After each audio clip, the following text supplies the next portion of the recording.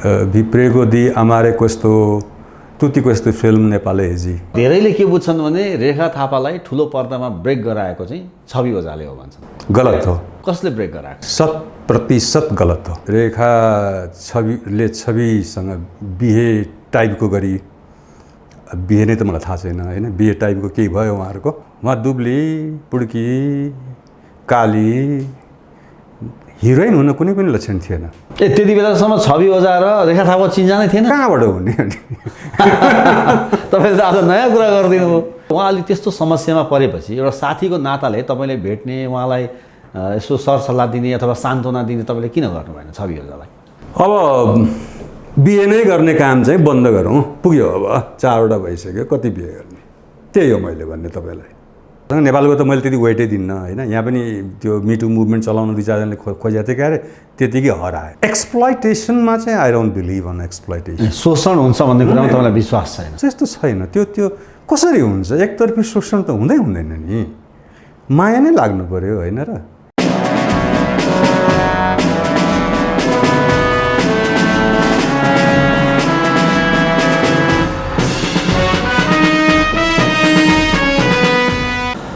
नमस्कार, हेडलाइन नेपालको हेडलाइन विशेषमा तपाईँलाई हार्दिक स्वागत छ।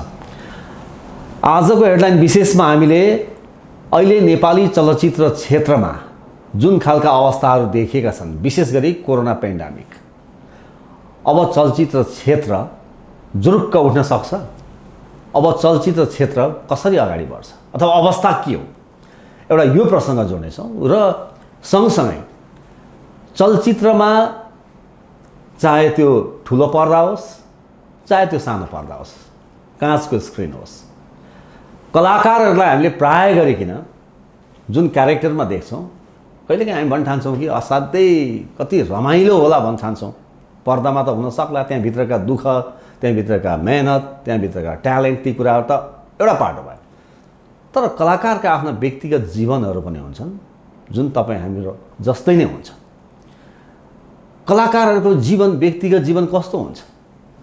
पर्दामा जस्तो देखिन्छ के त्यस्तै हुन्छ या फरक हुन्छ? र अहिले यो समग्र समस्याले कलाकारका व्यक्तिगत जीवनमा के कस्तो असरहरू गरिरहेका छन्? जीवनयापनकै सवालमा पनि धेरै खालका समस्याहरू यति बेला सृजना भएको देखिन्छ।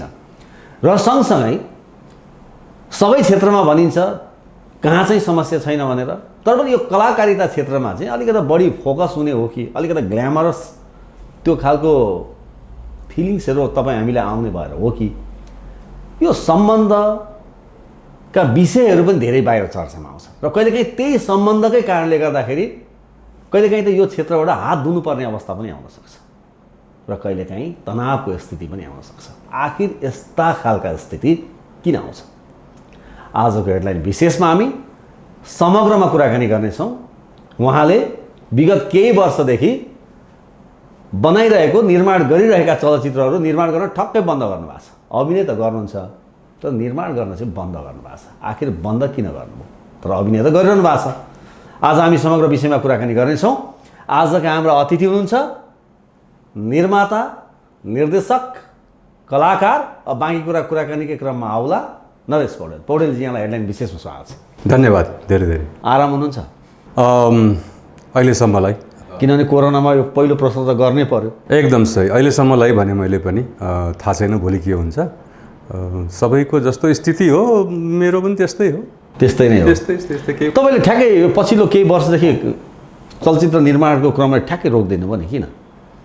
अब चलचित्र निर्माणको क्रम सही भन्नुभयो। मैले विगत 8-9 वर्षदेखि बनाएको छैन, निर्माण गरेको छैन। तर अभिनय चाहिँ गरिरहनु भएको छ। तर मैले चलचित्र क्षेत्रलाई त्यस्तो धेरै ओहो के होला, कसो भइरह होला भन्नु परेको छैन। किनभने नयाँ नयाँ निर्माता, निर्देशकहरू, कथाकारहरूले मलाई अझै पनि म अभिनय राम्रै गर्छु भन्ठानेर हरेक वर्ष 2-3वटा चलचित्रमा म खेलिरहेको हुन्छु। अब यो गएको भनौँ न, अहिले भर्खर पनि यो लकडाउन हुनुभन्दा अगाडि पनि म प्रेमगञ्ज भन्ने चलचित्रमा एउटा प्रमुख भूमिकामा म काभ्रेको एकदम टाढा अनुकन्टारको गाउँमा करिब 22-23 दिन बसेर आएँ। छायाङ्कनको लागि कलाकारको रूपमा। त्यसकारण त्यस्तो चलचित्रको एउटा तृष्णा जुन छ त्यो त मेरो मतलब बुझि नै रहेको छ भनौँ होइन।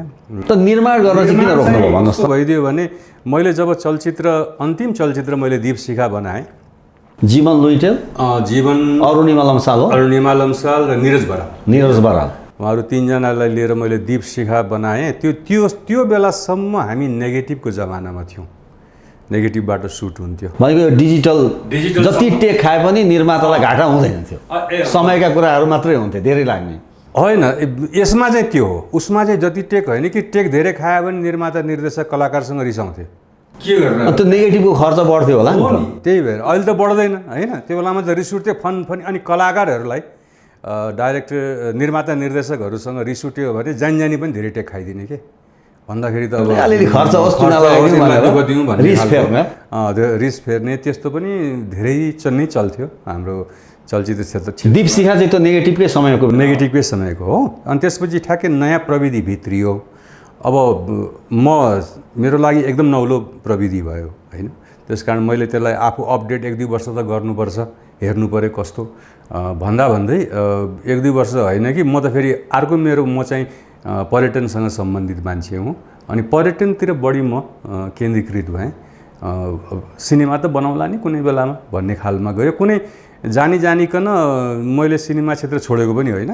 अब त्यसको जुन एउटा तिर्खा हुन्छ सिनेमाको, त्यो म कलाकारको रूपमा पनि मेटाइरहेको थिएँ। त्यसकारण गरौँला नि त भन्दै यत्रो 8-9 वर्षै बित्यो। कि तपाईँले आफ्ना जो टिमका साथीहरू थिए नि, असाध्यै मिल्ने, सहकार्य गर्ने, धेरैवटा चलचित्र तपाईँहरूले निर्माण पनि गर्नुभयो, श्याम खेतान, छविराज ओझा, उहाँको जो तपाईँको टिम एकै ठाउँमा नभइसकेर यो खालको तपाईँलाई अल्छी लाग्यो हो कि वा राजनीतिक रूपमा तपाईँ जब अपोइन्ट हुनुभयो राष्ट्रिय नाचघरमा जिएमको रूपमा, जेनरल म्यानेजरको रूपमा चाहिँ नि तपाईँलाई जिम्मेवारी आयो कि यस्ता फ्याक्टरले चाहिँ तपाईँलाई निर्माण गर्न रोके? एउटा सही कुरा हो, किनभने मेरो दीपशिखा बन्दै म नाचघरको सांस्कृतिक संस्थानको महाप्रबन्धकको रूपमा डाक्टर मिनेन्द्र रिजाल दाई मन्त्री हुँदाखेरि उहाँले मलाई नियुक्त गर्नुभएको हो। हुँदाखेरि त्यहाँ पनि अब त्यो सिनेमा रिलिजै भएको छैन, म त्यहाँ महाप्रबन्धक भइसकेँ। म महाप्रबन्धक हुँदै मैले त्यो रिलिज गरेँ होइन। त्यसकारण लगभग 2 वर्ष त मेरो त्यतिकै महाप्रबन्धकै रूपमा नै बित्यो। त्यसपछि फेरि नयाँ प्रविधि अघि मैले भने त्यसमा पनि अपडेट हुँदै गर्दै पछि म पर्यटनतिर अलिक बढी केन्द्रीकृत भएको नाताले पनि हो। अर्को टिम चाहिँ कस्तो थियो भने मैले धड्कनदेखि नै श्याम खेतानजी, छविजीहरू हुनुहुन्न थियो मसँग। मैले धड्कन, अभिमन्यु, दीपशिखा सबै आफै बनाएँ। धड्कनमा तपाईँहरूसँगै होइन न? होइन। तपाईँ निखिल उप्रेतीलाई अभिनय गराउनु भएको थियो होइन? अभिनय त उनले गर्थे होला, अझ राम्रो अभिनय भयो होला त्यसमा। हेलिकप्टर के प्रयोग गर्नु भएको थियो नि तपाईँले, हामफाला लाउनु भएको होइन निखिल उप्रेतीलाई? सही कुरा। असाध्यै धेरै चल्यो, दर्शकहरूले धेरै मन पराउनु भयो। त्यो सिनेमाका अब सबै पक्षहरू मजबुत थिए। त्यसका सङ्गीतहरू अझै पनि मजबुत छन्, अझै पनि मान्छेले सुनिरहेछन्। म हेर्छु कहिलेकाहीँ आफै पनि युट्युबमा, धेरै मिलियन्स अफ भ्युअर्स त्यहाँ देख्छु म। राम्रो थियो, एउटा रमाइलो कथा, रमाइलो प्रेम कथा। अनि 2टै नायिकाहरू मैले नै सिनेमामा ल्याएको नायिका रेखा थापा र अरुणिमा लम्साल, उहाँहरू 2टैको आफ्नो। रेखा थापालाई पनि तपाईँले ब्रेक दिनुभयो? हजुर, हिरो भन्ने फिल्मबाट ब्रेक दिनुभयो। छवि ओझा, श्याम खेतान र तपाईँको यो टिम जुन थियो, तपाईँहरू 3जनाले कतिवटा मुभीमा सहकार्य गर्नुभयो? श्यामसँग त मेरो 6वटा मुभीमा सहकार्य भयो होइन। सुरुदेखि नै, अपराधदेखि नै। श्याम चाहिँ मेरो बाल्यकालको साथी, भनेको लगभग 50 सालतिरको। 49 साल 50 साल त्यो हो, त्यही बेलाको। अनि श्याम चाहिँ मेरो एकदम बाल्यकालको साथी। त्यो भएको हुनाले उसैले भनेरै सिनेमा बनाउन थालेँ मैले। अपराध, धर्म, चुनौती, अनि त्यसपछि तपाईँको हिरो, कस्तो साइनो, यस्तै रहेछ जिन्दगी, 6वटासम्म श्याम खेतानको मेरो मसँगको सहकार्य रह्यो। त्यसपछि छवि ओझासँग त 3टा हो जम्मा, हिरो, कस्तो साइनो र यस्तै रहेछ जिन्दगी, जुन मेरो कम्पनी, हाम्रो कम्पनी थियो जुन नमस्ते नेपाल सिनेमा, त्यसले जम्मा 3टा मात्रै फिल्म बनायो। त्यसपछि मैले आफ्नो कम्पनी खोलेँ, छविले आफ्नो कम्पनी खोले। तपाईँहरू त्यहाँ अट्याच चाहिँ कसरी हुनुभयो? छविजीसँग कहिले भेट भयो तपाईँहरू कसरी जोडिनु भयो? यो त धेरै लामो प्रसङ्ग छ होइन। अब छविलाई चाहिँ मैले डिस्ट्रिब्युटर, वितरकको रूपमा चिनेको हुँ मैले अपराध बनाउँदाखेरिदेखि नै। र त्यो बेलादेखि नै ज्ञानेश्वरमा हाम्रो निरसाजीको घरमा एडिटिङको टेबल राख्नु भएको थियो उहाँले। अनि मैले मेरो अपराधको एडिटिङ त्यहीँ गर्थेँ। छविजी नजिकै बस्नुहुँदो रहेछ कतै। अनि आइरहन्थ्यो बारम्बार। अनि त्यहाँबाट मेरो चिनजान भयो, कुराकानी हुँदै गयो, डिस्ट्रिब्युटर भनेर भन्ने। त्यसपछि हुन त उहाँले डिस्ट्रिब्युसन पाउनु भएन मबाट, तर पनि चिनजान अब त्यहाँबाट सुरु भयो। नरेश एउटा कुरा आज बताइदिनुहोस् त, डिस्क्लोज गर्नुहोस्। तपाईँले भन्नुभयो हिरोमा रेखा थापालाई मैले ब्रेक गरेँ। हजुर। तर धेरैले के बुझ्छन् भने रेखा थापालाई ठुलो पर्दामा ब्रेक गराएको चाहिँ छवि ओझाले हो भन्छन्। गलत हो। कसले ब्रेक गराएको? 100% गलत हो। अब त्यसमा मैले मिडियामा त्यस्तो किन आयो भने पछि रेखा छविसँग बिहे टाइपको गरी, बिहे नै त मलाई थाहा छैन होइन, बिहे टाइपको केही भयो उहाँहरूको, बिहासँग मिल्दोजुल्दो भनौँ केही चिज भयो होइन। त्यो बिहे गरेको मलाई त थाहा छैन होइन। अनि सायद कागजपत्रमा थियो होला, के मलाई त थाहा भएन, मतलबको कुरा पनि भएन। त्यसपछि सबैले चाहिँ के भन्यो भने छवि कार्यकारी निर्माता, अहिले पनि तपाईँ युट्युबमा हेर्नुहोस् होइन, अब पोस्टरहरू पनि छ अझै हिरोको, त्यहाँ अझै पनि लेखन निर्माण तथा निर्देशन Naresh Paudyal, written produced and directed by Naresh Paudyal भनेर आउँछ। जुन सिनेमाको लेखक म हुँ, जुन सिनेमाको निर्माता म हुँ, जुन सिनेमाको निर्देशक म हुँ, जुन सिनेमाको अझ गीतकार पनि म हुँ। दुईवटा गीत, त्यो तिम्रो मन त चक्कु छोरी र अर्को गीत, त्यो पनि मैले। अब त्यो सिनेमामा नायिका चाहिँ छवि ओझाले कसरी ब्रेक दिन्छ होला त? यो त ठुलो प्रश्न हो। तर तपाईँलाई प्रस्ताव गर्नुभयो होला नि त छवि ओझाले? होइन, मैले नै खोजेर ल्याएको त। अनि कसरी अब छवि ओझाले मलाई, छविले खोजेर मलाई ल्याएको होइन नि त, मैले नै खोजेर। यो केटी चाहिँ हिरोइन मेरो फिल्मको। मोरङको प्रतिभालाई कसरी तपाईँले त्यसरी छनौट गर्नुभयो? तपाईँको आँखामा कसरी पर्यो? म आज एउटा कुरा तपाईँको आँखा कसरी पर्यो? होइन, म त यति फेडअप भइसकेको थिएँ। मैले त्यसमा 3टा नायिकाहरूको चरित्र निस्केको थियो। म 3टै नायिकाहरू चाहिँ नयाँ ल्याउने पक्षमा थिएँ। यसमा पहिलो मैले सुशीला रायमाझीको छोरी प्रसिद्धिका रायमाझीलाई ओके गरिसकेँ। ऊ त अहिले युएसतिर कता? मलाई थाहा छैन, अहिले कहाँ छिन् होइन। अनि पछि उनले खेलिनन्, उनको रोलमा चाहिँ मैले निरुता सिंहलाई खेलाउनु पऱ्यो। त्यसपछि मैले 2टा अर्को नयाँ केटीहरू लिएर आएँ, रेखा थापा र पूजना प्रधान। त्यसमा चाहिँ रेखा थापाको कुनै नाता पर्ने, उता पूर्वकै झापातिर हो कि मोरङतिर कताको हो, लक्ष्मण थापा भन्ने एकजना फाइटर थिए।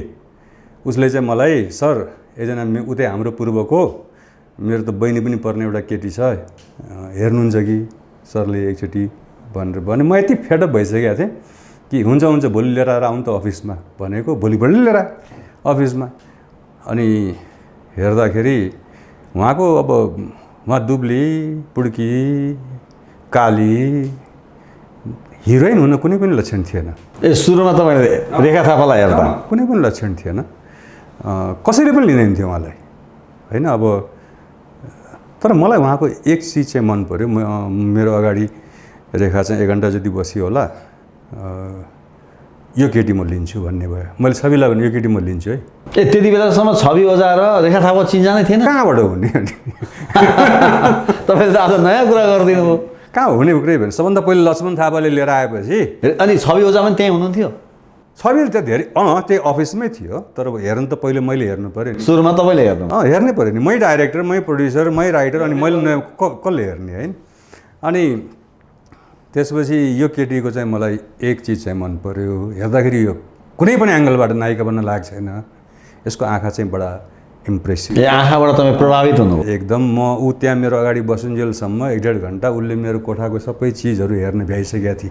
पर्लक पर्लक पर्लक एक्सप्रेसिभ आइज भन्छ अङ्ग्रेजीमा, भेरी मच एक्सप्रेसिभ आइज एन्ड आई लाइक देम होइन। त्यो हिसाबले यो केटी मेरो त्यो रोलमा सानो रोल थियो, उसको 5-6 सिनको मात्रै रोल थियो हिरोमा। तर उसको लक कस्तो भने त्यो सानो रोलमा 2टा गीत पऱ्यो कि, जुन गीत आज पनि हिट छ र त्यो गीत पनि मैले नै लेखेको पऱ्यो होइन। गीत पनि तपाईँले लेख्नु? त्यो गीत पऱ्यो। अब कहिलेकाहीँ कोही मान्छेहरू कहीँ भेट्दाखेरि समय परिस्थिति मान्छेको भविष्य बन्छ। सायद मेरो फिल्म पनि राम्रो भयो, अब रेखाको पनि आफ्नो करियर सुरु भयो त्यहाँबाट। भनेपछि आज रेखा थापा हुनुमा नरेश पौडेलकै भूमिका देखियो। तपाईँले नै ब्रेक गर्नु? अफकोर्स, त्यसमा त शङ्कै भएन। नेपाली फिल्म इन्डस्ट्रीमा तपाईँले इन्ट्री गराउनु भयो? तर त्यसमा के भयो भने म फेरि कस्तो मान्छे हुँ भने अब पत्रिकामा ऊ त कार्यकारी निर्माता हो। कार्यकारी निर्माता भनेको कसरी म्यानेज गर्ने, प्रोडक्सन कन्ट्रोलर भन्दा माथि ऊ कार्यकारी भूमिकामा थियो। निर्माता त निर्माता नै हो होइन, सबै म्यानेजमेन्ट हेर्ने हो। उसले छवि ओझाले कहिले पनि कुनै पनि चरित्रको लागि मलाई दाइ यो गरौँ यसलाई लिउँ त्यो दबाब चाहिँ कहिले पनि भनेन है। त्यो चाहिँ नभनेको कुरा। त्यस कारण सबै चिज मेरो हो, तपाईँले चुज गर्नु। जो टेक्निसियनदेखि लिएर सबै होल। अब एउटा कुरा बताइदिनुहोस्, तपाईँ र छवि ओझाको बिचमा पनि दोस्ती यारीहरू राम्रै थियो भन्ने कुराहरू बाहिर आउँथ्यो। थियो। कति नजिक हुनुहुन्थ्यो? सबै धेरै नजिक थियो, धेरै नजिक। धेरै नजिक। उसो भए आज अरू कुरा बताइदिनुहोस्। ब्रेक रेखा थापालाई मैले दिएँ भन्नुभयो, छवि ओझा र रेखा थापा कसरी नजिक हुनुभयो त? त्यहाँसम्म त चिन्जानै रहेनछ। यसको लागि त मैले किताबै लेख्नुपर्छ।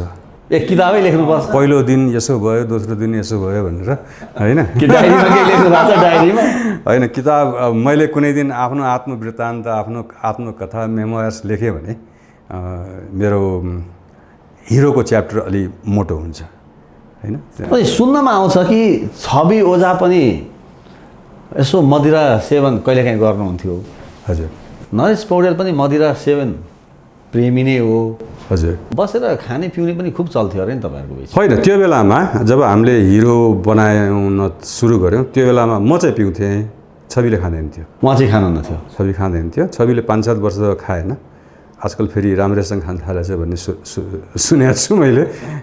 आजकल म चाहिँ खान्न, फेरि त्यो अलि अर्कै। त्यति बेला छवि खानुहुन्न थियो, तपाईँ खानुहुन्थ्यो, अहिले उहाँ फेरि खान थाल्नुभएको तपाईँको सुन्नमा आएको छ। अब के भयो भने म आफै कम्पनीको मालिक, म आफै निर्माता, निर्देशक, राइटर, होइन, सबै चिज भनेपछि अब म कहाँ साथीभाइ यताउता अब मिडियाहरू सबै आउनु त स्वाभाविक भइहाल्यो। अनि मैले फेरि मेरो जीवनमा भगवानको दयाले भन्नुहोस्, मैले पैसा नै सबै ठुलो कुरा हो भन्ने किसिमको सोच कहिले पनि राखिनँ। कामलाई प्रायोरिटीमा राख्नु, खर्च पनि हुन्छ नि, त्यसरी जानुभयो। खर्च त मैले सधैँ आफ्नै खर्च। ल ठिक छ, रेखा थापा र छवि ओझा नजिक भएको विषय चाहिँ एउटा आत्मवृत्तान्तै मेरो चाहिन्छ। लामै फेरिस्त छ भन्नु भनेपछि तपाईँलाई जानकारी छ, तर लामै कुरा भयो। उसो भए छवि ओझासँग शिल्पा पोखरेल चाहिँ कसरी जोडिनु भयो? त्यो चाहिँ म र छवि छुट्टिसकेपछिको कुरा हो। मेरो कम्पनी बेग्लै, मेरो अफिस बेग्लै, उहाँको रेखा थापासँग छुट्टिएकोसम्म थाहा छ मलाई। त्यसपछि फेरि उहाँ कसरी उहाँसँग जोडिनु। तर रेखा थापासँग छुट्टिनुको कारण शिल्पा पोखरेल हो पनि भन्छन् कतिले, हो त? मलाई मेरो विचारमा होइन, उहाँहरू पहिले नै छुट्टिसक्यो। तपाईँ त्यसो भए शिल्पासँगको बिहामा तपाईँ हुनुहुन्न थियो? म थिइनँ, मलाई थाहै छैन उनीहरूको अफेयरको बारेमा, मलाई जानकारी केही पनि थिएन। त्यो जरुरी पनि भएन। हामी छुट्टिएपछि फेरि दिनका दिन फोन गरेर भेट्ने मान्छे म पनि होइन। भनेपछि रेखा थापा र छवि ओझाको सम्बन्ध हुँदासम्म तपाईँ लगभग छवि ओझासँग सम्बन्धमै हुनुहुन्थ्यो?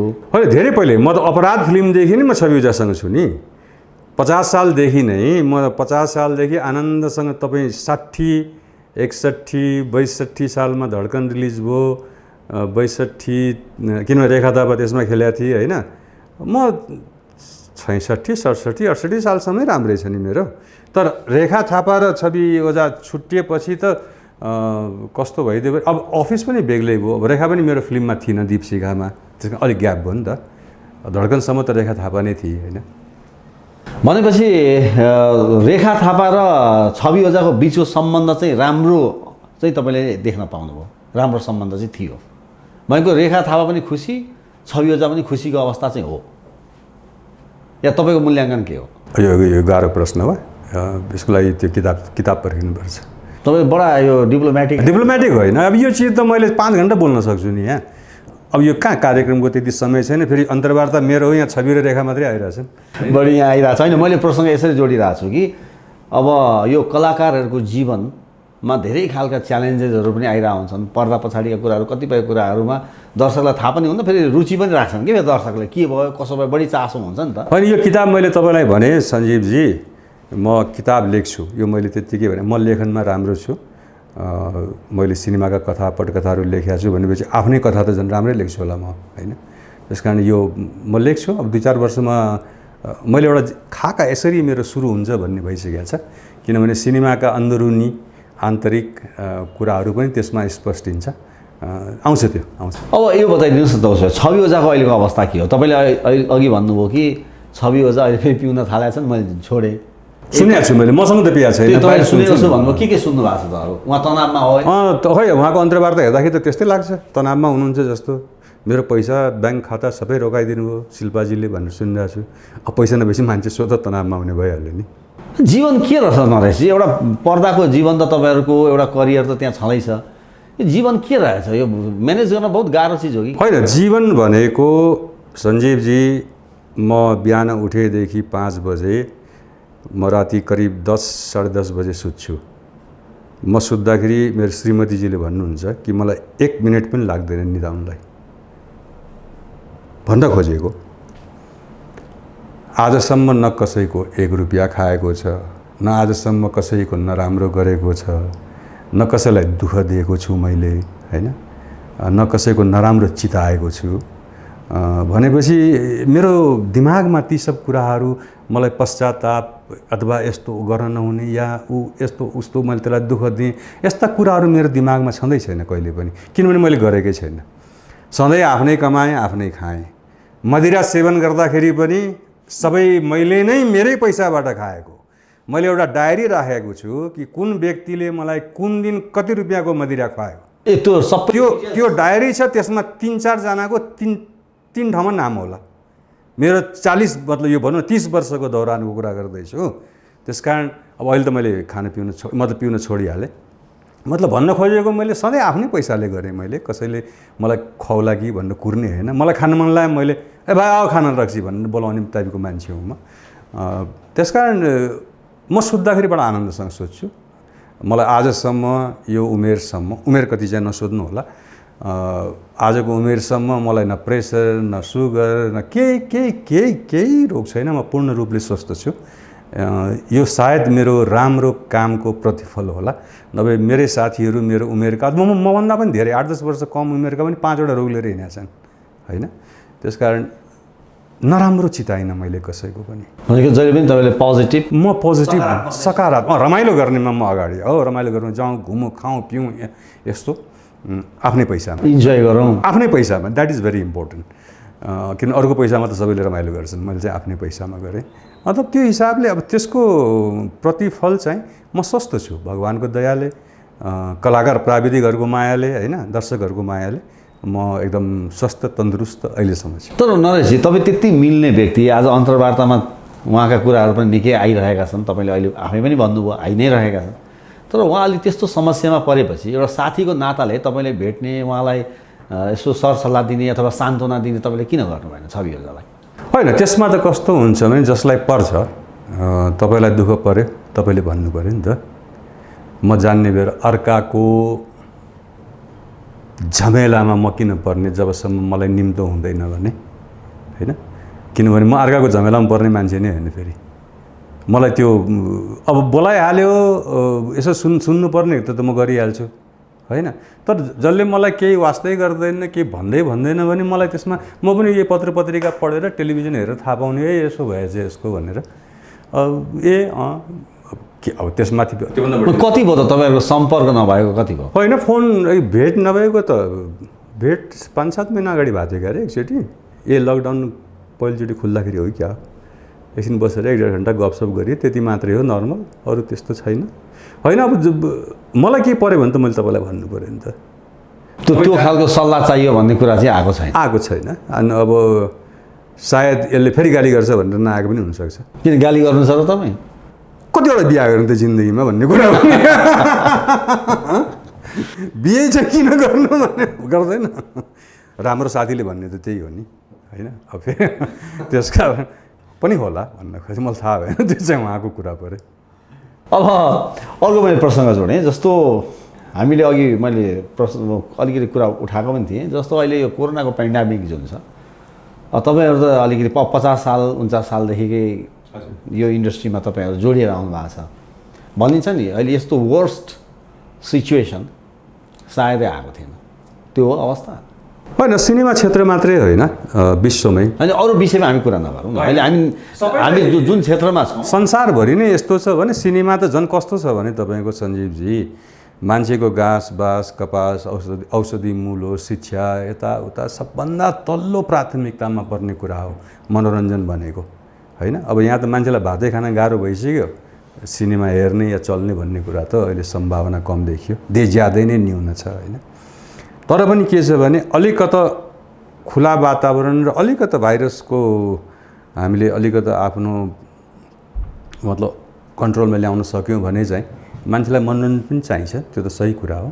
तर अब प्राथमिकतामा एकदम पुछारमा छ मनोरञ्जन भन्ने। अघि स्थिति ठिक छैन। स्थिति ठिक छैन र मलाई अझै लाग्छ कि अब ओटिटीबाट जाने होला, अब भनौँ न फेसबुकबाट जाने होला, केबाट जाने होला थाहा छैन मलाई। थुप्रै प्लेटफर्महरू छन् होइन, जान त जान्छ। यो सिनेमा इन्डस्ट्री मर्न त मर्दैन होइन, तर कुन प्लेटफर्मबाट कसरी जाने भन्ने कुरा चाहिँ महत्त्वपूर्ण छ। त्यो चाहिँ मेजर कुरा, त्यो मेजर कुरा हो होइन।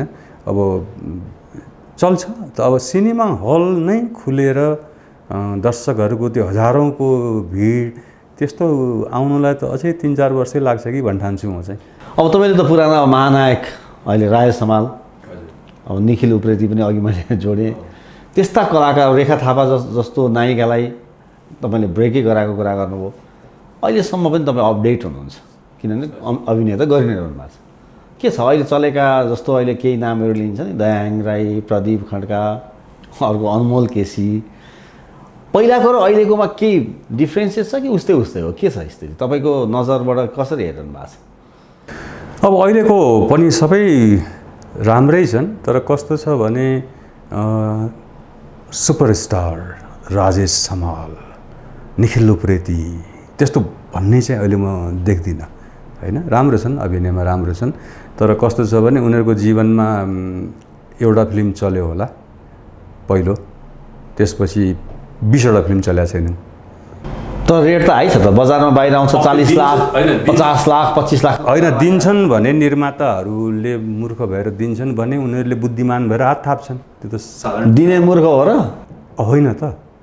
आज यो हैसियत छ त, नेपाली चलचित्रमा एउटा नायकले 20 लाख रुपियाँ लिने पनि हैसियत छैन भन्छु म चाहिँ।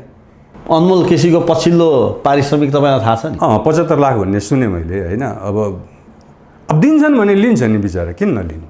कसैले ल्याएर ल दिन्छु, अब उनीहरूको निर्माताहरूको ठुलो सोच होला, हामी युरोप अमेरिकाबाट कमाउँछौँ भन्ने होला। अब के अब थाहा छैन मलाई किन यस्तो हुन्छ होइन। अब कलाकारले पाउनु त राम्रो हो, तर निर्माताले मूर्ख भएर किन दिन्छन् भन्ने कुरा चाहिँ म आफैलाई प्रश्न गर्छु कि अहिले अब झन् यो बेलामा होइन, जहाँ सिनेमा हलै बन्द छन्, खै किन? अब यो चाहिँ मैले पनि नबुझेको नयाँ चिज। मैले भनेको तर पनि as a director, as a producer चाहिँ अब रकम कसरी उठ्छ, कुन अवस्थामा कति उठ्छ, मार्केट के हो भन्ने त तपाईँलाई पनि थाहा छ। मलाई थाहा छ। त्यसैको आधारमा नै यति बोलिरहनु भएको छ तपाईँ। हो त। अब यसमा के पनि फरक हुनसक्छ भने निर्देशक, म चाहिँ निर्माता निर्देशक दुवै परेँ, दुईटै अनुभव पनि भयो। मेरै पैसामा मैले फिल्म बनाएँ नि त, मैले अरूको पैसामा फिल्म बनाइनँ। सायद अरूको पैसामा फिल्म बनाउने निर्देशकहरूले यति पैसा दिन्छन् जस्तो लाग्छ मलाई। निर्माताहरू त सब बाहिरकै हुन्छन् क्यारे, प्रायः सबै। मैले त आजसम्म भेटे पनि छैन, मगा आएका पनि छैनन् कोही।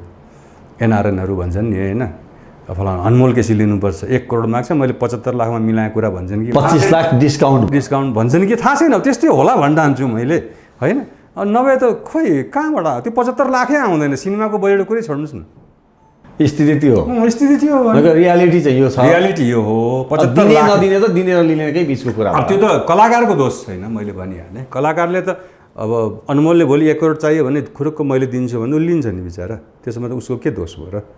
दिनेहरू कति बुद्धिमान रहेछन् भन्ने चाहिँ मलाई लागेको। अब जस्तो भनौँ न, तपाईँले भन्नुभयो कि अहिलेका चलेका जति पनि कलाकार छन्, जुन चलेका 2-3 जनाको त मैले नाम पनि लिएँ।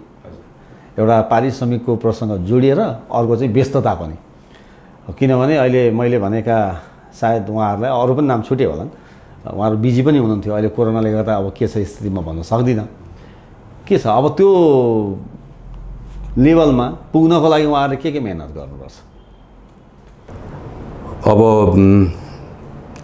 लेभल भन्दाखेरि अहिले कस्तो, जस्तो अब राजेश हमाल या निखिल उप्रेती या शिव श्रेष्ठ या यसमा कस्तो भइदियो भने अब दीपशिखासम्म हामी मूलधार बनिने नेपाली चलचित्रहरू बनाउँथ्यौँ। त्यो बेलासम्म मूलधार होइन कि एकै किसिमको चलचित्र बन्थ्यो। त्यसपछि नयाँ जेनेरेसन आयो, हामी अलग धार भनेर एउटा फिल्म चल्यो, त्यसपछि अरू फिल्म कुनै पनि चलेन। त्यसपछि 100वटा फिल्महरू त्यो अलग धार भन्नेहरू राजेश हमाल को हो या नरेश पौडेल को हो या निर शाह को हो भन्ने एउटा जमात खडा भयो, जुन पढेर आए नि। म सुन्थेँ, म पनि अन्तर्वार्ताहरू यताउता होइन। उनीहरूको फेरि कस्तो भइदियो भने उनीहरूले बनाएको पहिलो फिल्म एकदमै चल्यो, होइन, त्यो लटका मान्छेहरूले बनाएको भनौँ न। त्यसपछि आजसम्म उनीहरूले फिल्म बनाउने हिम्मतै गरेका छैनन् फेरि, होइन। लाटोको खुट्टा बाठोमा पऱ्यो भन्छु म। र के थियो भने त्यसमा व्यावसायिकरण पनि कस्तो थियो भने त्यो बेलासम्म सिङ्गल थिएटर थियो अमेरिका, मल्टिप्लेक्स पनि धेरै कम थियो नि, छँदै थिएन लगभग। कम झन् अलि स्ट्यान्डर्ड मल्टिप्लेक्सहरू त छँदा पनि थिएन। अब मल्टिप्लेक्सको अडियन्सहरूले पनि उनीहरूको सिनेमा हेर्न पाए, होइन।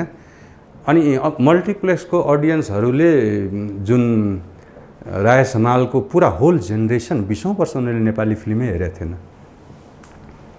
अनि त्यो पहिलोचोटि उनीहरूले त्यस्तो फिल्म, पहिलो डिजिटल फिल्म या दोस्रो या तेस्रो हेर्दाखेरि उनीहरूलाई सोधेको प्रश्नहरू म देख्छु बाहिर सिनेमा हलको कम्पाउन्डमा, कस्तो लाग्यो यो फिल्म? दर्शक बडा कन्फ्युज छ। राम्रै मान्छेहरूले बनाएको, यसलाई राम्रो भन्ने कि नराम्रो भन्ने? ठिकै छ भने, किनभने उनीहरूले 20-22 वर्षको ग्यापमा त्यो नेपाली फिल्म हेरिरहेछ। ए अहिले यस्तो भएछ, मैले राम्रो छ भने म मूर्ख हुने हुँ कि, या मैले नराम्रो छ भने म मूर्ख हुने हो कि भनेर ठिकै छ हाम्रो नेपालीको ठिकै छ भइहाल्छ टाइपको हुन्छ नि। त्यसमा गयो। अब फिल्म ठिक थिएन, फिल्म झुर थियो सुरुका डिजिटल एउटा दुईवटा भने मैले। पछि हिट भएको फिल्म त राम्रो थियो, तर अनि हामी अलगधार भनेर आए। अब अलगधार अहिले चिप्लियो, त्यसपछि छक्का पन्जा सुरु भयो। के को अलगधार न सलगधार? छक्का पन्जा आएपछि सब अलगधारको भागा छक्का पन्जा पनि 1, 2, 3 क्रमैसँग आयो होइन। त्यसमा चाहिँ दीपक र दिपालाई मैले त यसैबाट पनि हार्दिक धन्यवाद दिन चाहन्छु कि अलगधारलाई तिमीहरूले भगाएकै उहाँहरूले। के को अलगधार? सिनेमा राम्रो हुनुपर्छ, दर्शकलाई मन पर्नुपर्छ, होइन। अलगधार भन्ने चिजै हुँदैन नि। सिनेमा राम्रो हुन्छ कि नराम्रो हुन्छ, कि दर्शकले खल्तीबाट पैसा तिरेर हेर्छ? नभए फिल्म महोत्सवमा गएर फ्रीमा हेर्छ सर्टेन दर्शकहरूले 200-400ले। सिनेमा दुई किसिमको हो। एउटा फिल्म महोत्सवमा गएर 200-400ले यसो हेर्ने, अर्को 2-4 लाख 20 लाख 40 लाखले पैसा तिरेर हेर्ने। अब उनीहरूले बनाउन खोजेको चाहिँ पैसा कमाउनलाई नै हो। तर हामी चाहिँ पुरा अलगधार भनेर यिनीहरूले 100औं फिल्ममा 100औं निर्माताको 100औं कलाकारको मेहनत, पसिना, पैसा सबै बर्बाद गरे। अनि छक्का पन्जा आएपछि अलगधारहरूको भागाभाग भयो। अहिले कुनै पनि नयाँ निर्देशकले म अलगधारको फिल्म बनाउँछु भनेर भन्दैन अहिले त्यो भनेको सुनिँदैन, भन्दैन। अब नरेशजी, अब तपाईँ एउटा as a director, as a producer, मैले एज अ एक्टर वा एज अ कलाकार मैले सोधिरहेको छैन। यो निर्माता र निर्देशकको प्रसङ्ग जोड्दाखेरि चाहिँ नायिका, युवती, अब छविजी तपाईँको साथीले कतिपटक बिहा गर्ने भनेर तपाईँले आफै भन्नुभयो। अलिकता कहिलेकाहीँ यो प्रयोग गर्ने या हेरेसमेन्टका कुराहरू पनि बाहिर आइरहेको हुन्छन्। चलचित्रमा त्यस्तो हुन्छ यो क्षेत्रमा? खै अमेरिकामा त्यस्तो भयो भनेर 30 वर्षपछि त्यो वाइन्स्टाइन भन्ने प्रड्युसरलाई मिटु मुभमेन्ट चलाए, मुद्दा हालेर। ल हेर्नुहोस्, म चाहिँ कस्तो, अब अमेरिकामा त्यो सम्भव छ होला, हाम्रोमा त 35 दिनभित्र मुद्दा हाल्नुपर्छ, नभए मुद्दै लाग्दैन हाम्रोमा नेपाली कानुन अनुसार, होइन। उनीहरूको देशमा चाहिँ 50 वर्षपछि पनि मुद्दा लाग्दो रहेछ, त्यो थाहा भयो। अब जसको सिनेमा खेलेर उहाँहरू अरब खरबपति हुनुभयो, अब 35 वर्षपछि मुद्दा हालेर उहाँहरूले गर्न चाहिँ के खोज्नु भएको? त्यही बेलामा हाल्नु पर्थ्यो भन्न खोजेँ मैले। जुन बेला आफूलाई चित्त बुझ्दैन या घटना हुन्छ त्यही बेला चाहिँ तत्कालै रियाक्ट होइन त। अब उहाँ चाहिँ त्यही सब चिज गरेर उहाँ चाहिँ अरबौँपति संसार फेमस हलिउड एक्ट्रेस बन्नुभयो, त्यही डिरेक्टरको त्यही डिरेक्टर प्रोड्युसरको माध्यमबाट। अनि 35 वर्षपछि 2 पेग खाएको सुरुमा त्यसले मलाई यस्तो भन्यो, अहिले मलाई वास्ता गरेन, मुद्दा हालिदिन्छु भन्नु। अब त्यो पनि तरिका हो त। नेपालमा पनि भयो नि त्यस्तो, सुने मैले। साम्राज्ञीले भुवन केसीलाई त्यो आरोप लगाउनु भयो नि त। अब कति त्यो फ्यास भयो कि अरे, होइन, खोइ के हो थाहा छैन मलाई त्यति राम्रोसँग। नेपालको त मैले त्यति वेटै दिन्न, होइन। यहाँ पनि त्यो मिटु मुभमेन्ट चलाउन 2-4जनाले खोजेको थियो क्या अरे, त्यतिकै हरायो, होइन। त्यस्तो हुँदैन। हुन्छ के म भनिदिन्छु। नयाँ कलाकारहरू आए, नयाँ कलाकारहरूलाई सिकाउँदाखेरि 2, 4, 5, 6, 7, 8, 10 महिना, मेरो त हिरो मैले कलाकार सेलेक्ट गरेको 9 महिनापछि सुरु भएको सुटिङ मैले फ्लोरमा गएको भनेपछि केटीहरू केटाहरू सबै, नवीन श्रेष्ठ पनि थियो नयाँ हिरो त्यसमा। अब यिनीहरू सबैले त फिल्मै बन्दैन, हामी त्यत्तिकै समय खराब गरिरहेछौँ भन्ने सम्मको पनि स्थिति थियो, होइन। तर के हुन्छ भने एउटा सामिप्यता, एउटा आफ्नोपन त अफकोर्स भइहाल्छ, हामी सँगै हुन्छ नि एउटै अफिसमा। कोही माया लाग्नु मन पर्नु स्वाभाविक हो दुवैतर्फबाट। एक्सप्लोइटेसनमा चाहिँ I don't believe in exploitation. शोषण हुन्छ भन्ने कुरामा तपाईँलाई विश्वास छैन? त्यस्तो छैन। त्यो कसरी हुन्छ? एकतर्फी शोषण त हुँदैन नि, माया नै लाग्नु पर्यो होइन र?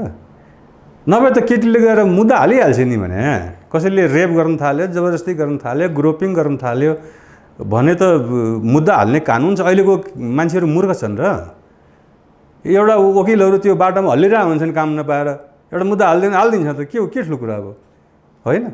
त्यो अनामनगरमा त त्यसै गलीमा 50वटा वकिल छन् त त्यहाँ।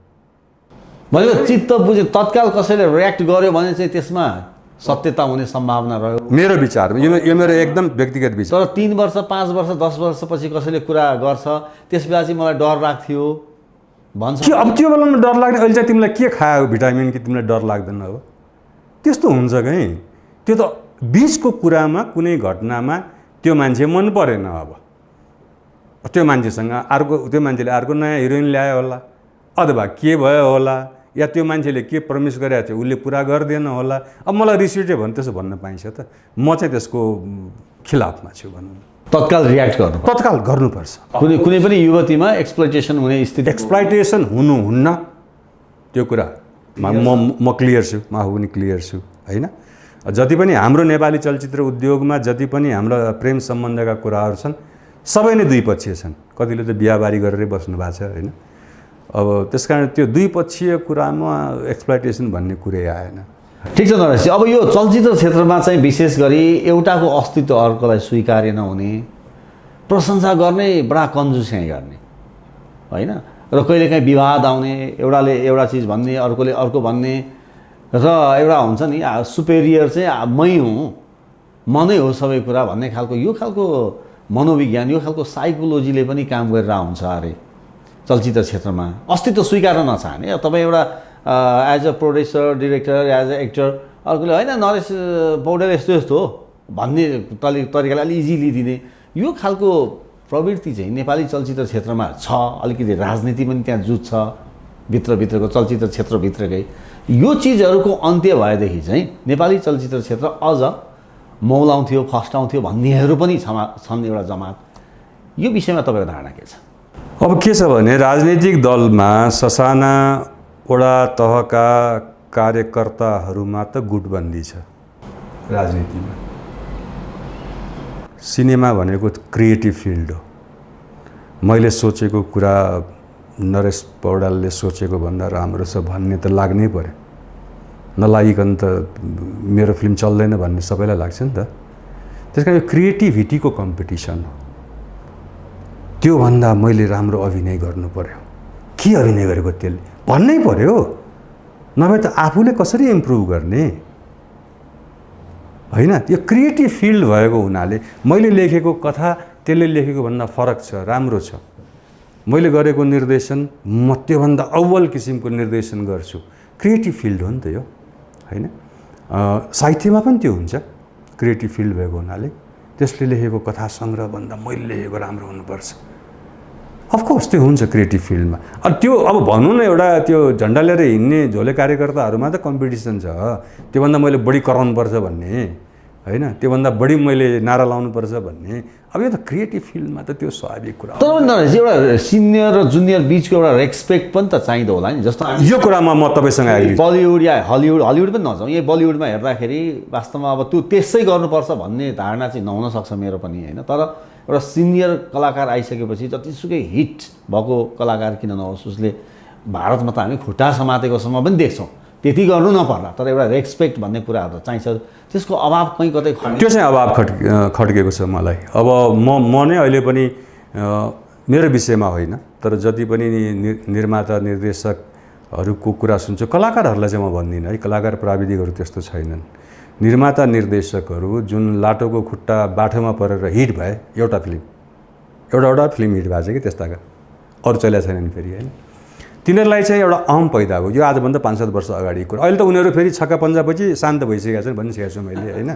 उनीहरूलाई चाहिँ लाग्छ छक्का पन्जाले शान्त गरिदियो यिनीहरूलाई होइन।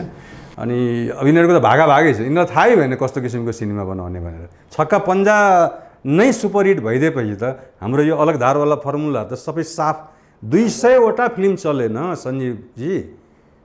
एउटा फिल्म चलेपछि 200वटा अलगदार भनिने फिल्महरू चलेन। उनीहरूले आफै भन्थे हामी बेग्लै किसिमको फिल्म बनाउने। 200वटा लगातार फ्लप होइन। त्यसमा चाहिँ के राख्यो भने जस्तो म सिनेमा इन्डस्ट्रीमा आउँदाखेरि अपराध बनाउँदाखेरि म त एउटा साधारण निर्माता थिएँ, पैसा हालेर आएको होइन। अनि कुनै कार्यक्रमहरूमा जाँदाखेरि चाहिँ अब कसैले पनि मलाई चिन्दैन थियो। अनि म त यसो पछाडिको रोमा बस्थेँ नि त होइन। सबै यादव खरेल, निर शाह, चेतन कार्की, प्रकाश थापा, अब यस्तो ठुल्ठुला हस्तीहरू होइन। शिवश्रेष्ठ, भुवन केसी नै भनौँ होइन। अब तपाईँ उमेर पनि सानै थिएँ म। अनि त्यो बेलामा ओहो कस्तो ठुल्ठुलो मान्छेहरू उहाँहरू भनेर है। अब म त लास्ट रोमा छु, कहिले मैले हात मिलाउन पाए पनि हुन्थ्यो जस्तो। म निर्माता भइसकेपछि पनि मलाई त्यस्तो थियो। अनि धेरैले मलाई वास्ता गर्नु भएन। अनि म आज पनि सम्झिन्छु त्यो कुरा। अनि कसैले मलाई चिनायो त्यहाँ, फलाना अपराधको प्रोड्युसर साहब हो उहाँ, यताउता अब धेरैले वास्तै गरेन के अपराध। त्यो बेलामा फेरि मेरो सिनेमाको नाम नै गजब थियो। अपराध भनेर नेपाली फिल्मको नाम थिएन होइन। डोको सोको माइती यो ऊ गाई गोठ गोबर भन्छु म जहिले पनि, त्यस्ता नाम मात्रै थिए।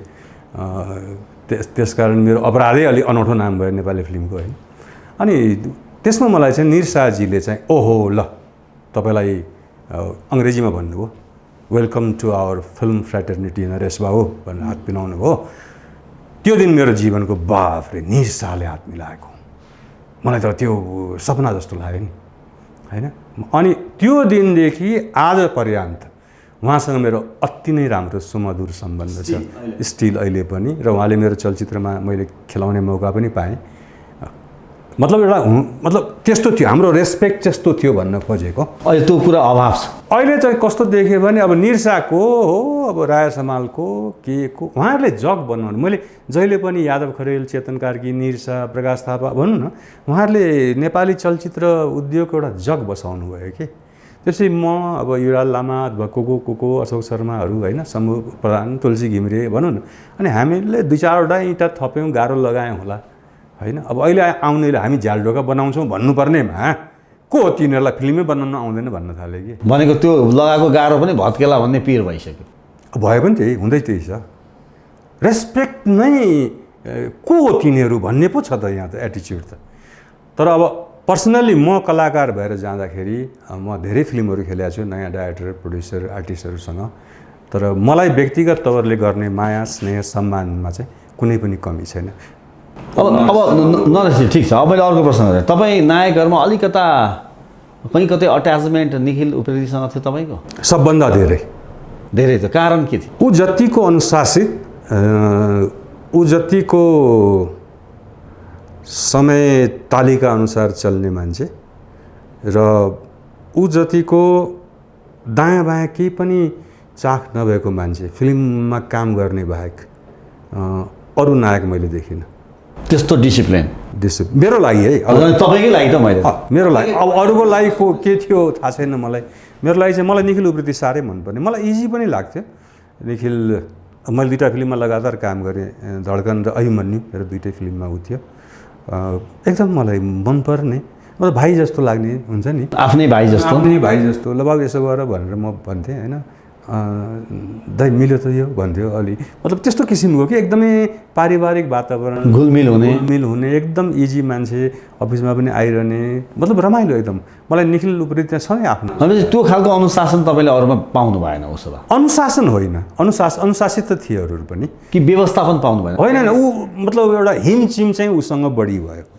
उसको त्यसमा मन पर्नुको कारण त के होला नि त? त्यही त भन्दैछु, मतलब म त्यही भन्दैछु। अनुशासित पनि थियो, अब समयमा आउँथ्यो, काम सकाउँथ्यो, काम बाहेक अरू उसलाई दायाँ बायाँ अरू खासै चाख थिएन होइन।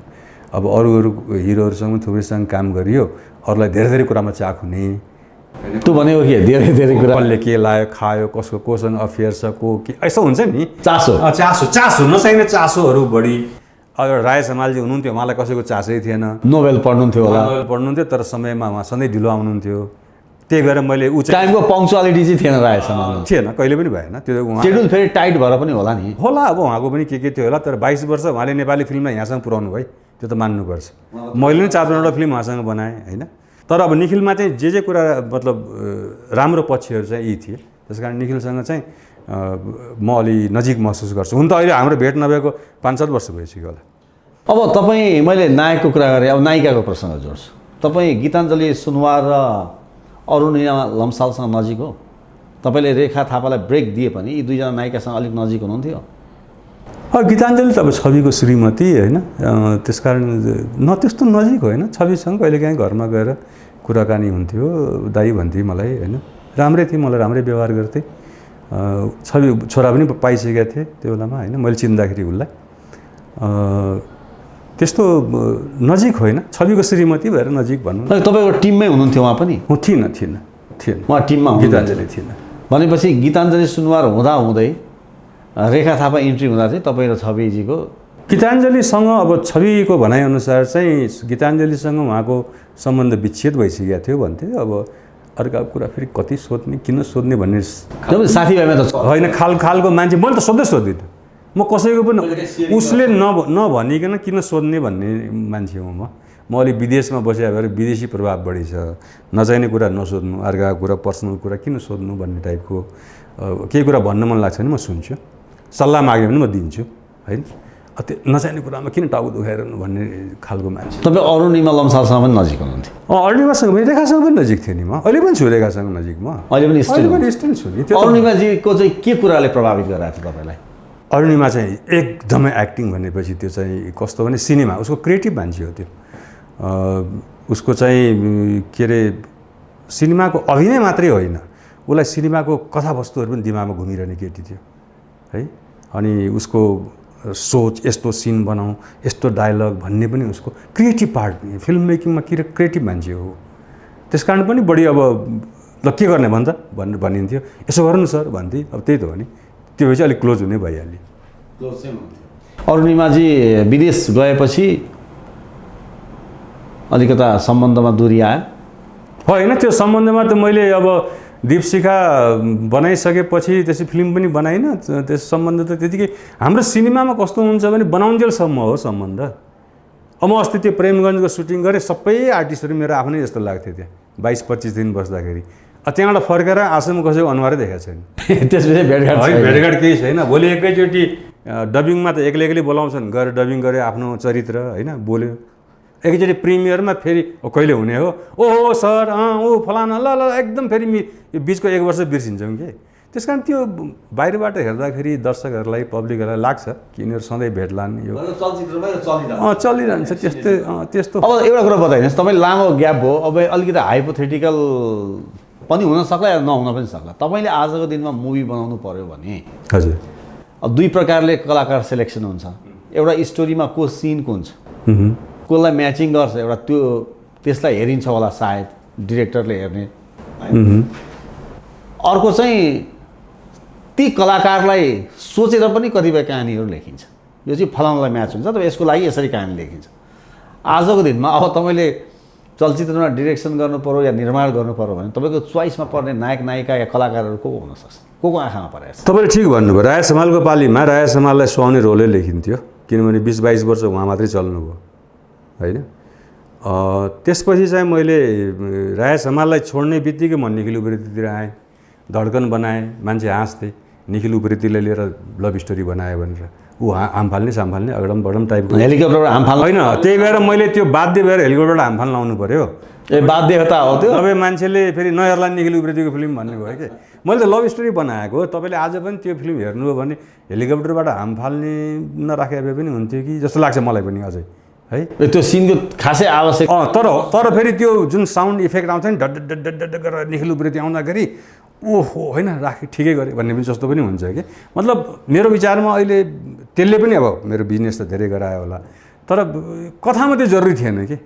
निखिल उप्रेती भएपछि फेरि नहेर्दैलान्, केही पनि डर पनि भयो नि, म प्रड्युसर पनि भएँ होइन। त्यसले अब निकै राम्रो भयङ्करै चल्यो, सिनेमा सुपर डुपरै हिट भयो होइन।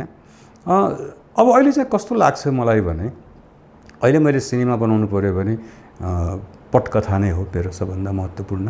कथा पटकथा हो। त्यसमा म अझै पनि नयाँ आर्टिस्टहरू ल्याउन खोज्छु होला म पुरानोमा भन्दा। मलाई अहिले चलेका 20 लाख 25 लाख लिने हिरो जस्तै लाग्दैन। किन उनीहरूको पोस्टरमा त्यो फेस देखाउँदाखेरि दर्शक आउँदैनन् र? मलाई त्यस्तो लाग्दैन। होइन। किनभने धेरै पैसा हाल्नुको एउटा पाटो त त्यो पनि एउटा पक्ष त त्यो पनि रहन्छ होइन। अफकोर्स एउटा स्टार क्वालिटी, उहाँहरू कलाकार हो, उहाँहरू राम्रो कलाकार हो, उहाँहरू सिनेमाको नायक चाहिँ होइन भन्ने चाहिँ म सायद अब अलि पुरानो सोचको हुँला होइन।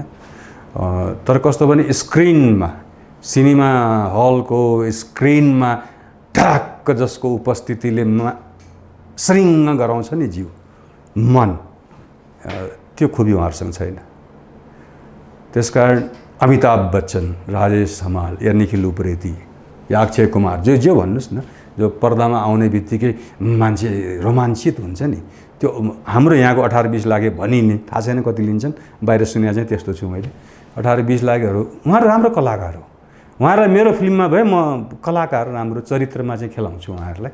तर उहाँहरूले, किनभने मेरो सिनेमा आफ्नो काँधमा उहाँहरूले बोक्नु सक्नुहुन्न भन्ने मलाई लाग्छ।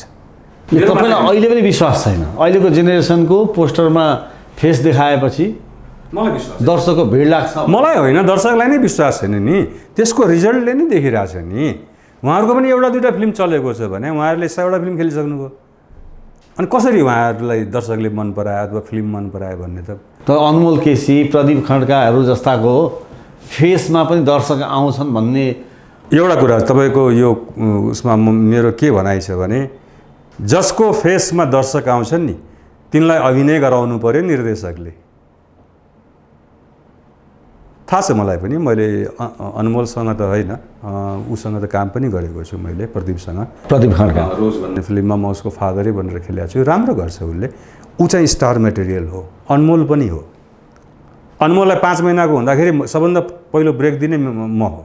5 महिना हुँदाखेरि गौरी मल्लको काखमा बसेर गीत छ कि अनमोल केसीले 5 महिना पहिलोचोटि तपाईँलाई भन्दैछु। आज तपाईँ नयाँ अर्को कुरा डिस्क्लोज गर्नुभयो। धर्म भन्ने फिल्ममा भुवन केसी र गौरी मल्लको जोडी थियो। अनि त्यो बच्चा जन्मिन्छ, अनि त्यो गीतमै हुर्किँदै ठुलो हुनुपर्ने थियो। अनि मलाई भर्खर जन्मेको बच्चा चाहिएको थियो। अनि के गर्ने कि बड टेन्सन, कहाँ खोज्ने भन्ने हुन्छ नि। अब कहाँ कसको बच्चा 2-3 महिना कहाँ खोज्ने भनेपछि भुवनले नै, नरेश मेरो भर्खर छोरा जन्मिया छ, कति भयो 4-5 महिना कति भन्यो उसले। ए जाउँ ल भोलि सुटिङ भुवन केसीको घरमा सेड्युल भनेर भोलि नै गएर म यहाँ कुन चलचित्रमा भन्नुभयो? धर्म फिल्ममा। अनि गौरी मल्लले चाहिँ काखमा खेलाकी छ उसलाई, अनि भुवन केसीसँगै गीतमा त्यो भनेपछि त अनमोल केसी त जन्मिँदै फिल्म क्षेत्रमा इन्ट्री गरे। उसलाई अहिलेसम्म थाहा छैन होला, मैले ब्रेक दिएँ 5 महिना। अरूले भन्यो त्यही थाहा हुन्छ। मैले भेटेको पनि छैन अनमोल केसीलाई, क्या नै इमेजिन। अहिलेसम्म भेट भएको छैन? मैले आम्ने सामने देखाएको छैन मैले अनमोल केसीलाई, किनभने खोइ कसरी भेट भएन उसँग कहिले पनि है। अब प्रदीपसँग त खेलियो पनि, यिनीहरू स्टार क्वालिटी भएको कलाकार अहिले 2 जना मात्रै हो नेपालमा, अनमोल केसी, प्रदीप खड्का। तर यिनीहरूलाई अभिनय गराउनु पर्यो कि डाइरेक्टर, यो चाहिँ चुकिरहेछ मतलब डाइरेक्टरहरू। जो भयङ्कर अभिनय गर्छन्, जो भयङ्कर अरू छन् नि, जो भयङ्कर अभिनय गर्छन् यिनीहरूमा त स्टार क्वालिटी छैन। यिनीहरूले फिल्म बोक्नु सक्दैन, गाह्रो छ। फिल्म बोक्नु सक्छ जतिसुकै राम्रो अभिनय गरे पनि। अब नरेश हामीलाई बताइदिनुहोस्, अब तपाईँ मुभी कहिले बनाउने? अभिनय त तपाईँले गरिरहनु भएको छ, मुभी बनाउने त्यस्तो अब होइन, नयाँ प्रोजेक्ट छ मेरो। मैले 3टा कथावस्तुमा मेरो काम भइरहेछ। अब अहिले यस्तो वातावरण छ कि यसो 2 लाइन लेखेँ दिक्क लाग्छ, फेरि के गर्ने कहिले के भने जस्तो हुन्छ। त्यो एनर्जी छैन होइन। एउटा त वातावरणले पनि त्यस्तो पार्यो होला। तर छ मेरो 3टा सब्जेक्ट छ। म बनाउने तर्खरमा छु होइन। अलि नयाँ भर्सनमा, अब नयाँ भर्सनमा आउनु पर्यो। अलग धार त होइन नि? होइन, नयाँ भर्सन नयाँ भर्सन फरक कुरा हो।